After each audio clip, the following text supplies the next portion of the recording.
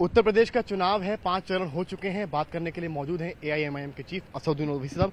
ओवैसी साहब, 5 चरण हो गए हैं, आप अपने दल को कहां देख रहे हो और राजनीतिक दलों को कहां देख रहे हैं?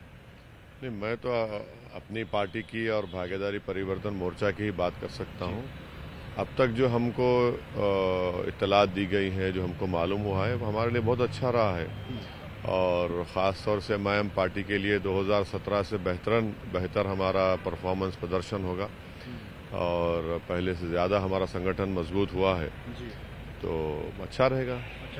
यूक्रेन में इस वक्त वॉर चल रही है, कई वीडियोस आ रहे हैं जिसमें जो इंडियन स्टूडेंट्स हैं वो फंसे हुए हैं। कुछ वीडियोस ऐसे भी आए हैं जिनमें आर्मी जो है वो बर्बरता कर रही है।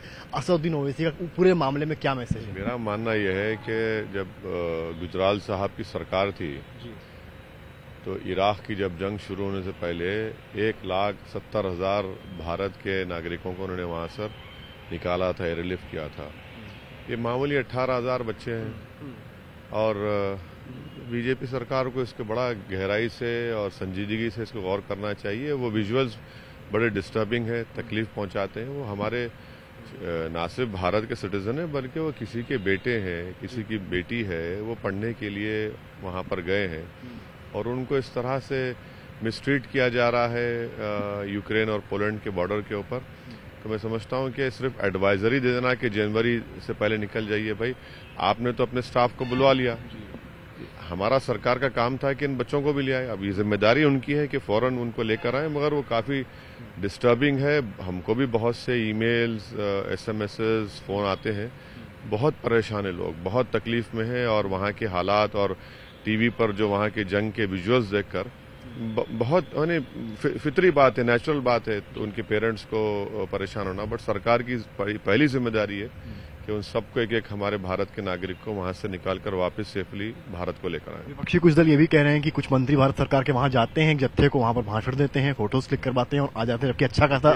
मैं ये सिर्फ यही कह रहा हूं कि ये सरकार की जिम्मेदारी है। मैं तो एग्जाम्पल दे रहा हूं कि गुजराल साहब की सरकार ने 1,70,000 भारत के नागरिकों को, इससे बदतर हालात थे इराक में, तो अब ये सरकार की जिम्मेदारी है और वो अपना पूरा रिसोर्सेज इस्तेमाल करें, अपने इन्फ्लुएंस को भारत के इस्तेमाल करें और हमारा कोई भी युवा स्टूडेंट यूक्रेन में नहीं फंसना चाहिए। सरकार की जिम्मेदारी उनको लेकर आए। अनीस खान को लेकर सर एक सवाल मेरा है, बंगाल में जो कांड हुआ है, जो चेस हुआ है, उसको कैसे देखते हैं कि यूनिफॉर्म में लोग आते हैं और इस तरह की घटना कर लेते हैं? तो ये तो ममता बनर्जी की सरकार को बताना चाहिए। जो बड़ा दावा करते थे कि मुसलमानों के मसीहा हैं, मुसलमानों के हमदर्द हैं, आप तो जो प्रोटेस्ट करते हैं उनको पीट रहे हैं, सर फोड़ रहे हैं, हाथ तोड़ रहे हैं उनके, तो बड़ा गलत हुआ है। तो वहां पर हालात खराब हैं। अब हम तो उम्मीद करते हैं कि जो लोग हमारी मुखालिफत कर रहे थे बंगाल में, अब जवाब दें अनीस खान के मर्डर के ऊपर क्या बोलेंगे वो। आखिरी सवाल है ओवैसी साहब, आपको भी जल्दी है। मुस्लिम जो हैं यहाँ पर उत्तर प्रदेश के, समाजवादी पार्टी का ऐसा सोचना है कि मुस्लिम इस बार नहीं बढ़ रहा है और एक तरफा सपा को वोट कर रहा है, आपका क्या? देखिए वो तो चुनाव जीत चुके हैं ना, वो उनको तो साक्षात भगवान उनके ख्वाब में आकर बोल दिए, तो अब उनको क्यों फिक्र कर रहे हैं मुस्लिम वोट की? आप तो बन चुके हैं, छोड़िए ना मुसलमान वोट को। आप योगी आदित्यनाथ को भी ख्वाब में आ गए, तो इनको वोटर की जरूरत नहीं है। ख्वाबों की दुनिया के माहिर हैं, ये ख्वाबों के बादशाह बने हुए हैं। भाई ख्वाबों में रहिए, जमीनी हकीकत का आपको अंदाजा ही नहीं है। अहंकार में दोनों डूबे हुए हैं, योगी और अखिलेश। तो इनका इतना गुरूर और तकब्बुर इन लोगों में है कि बोले जा रहे हैं, अनाप शनाप बोले जाते हैं।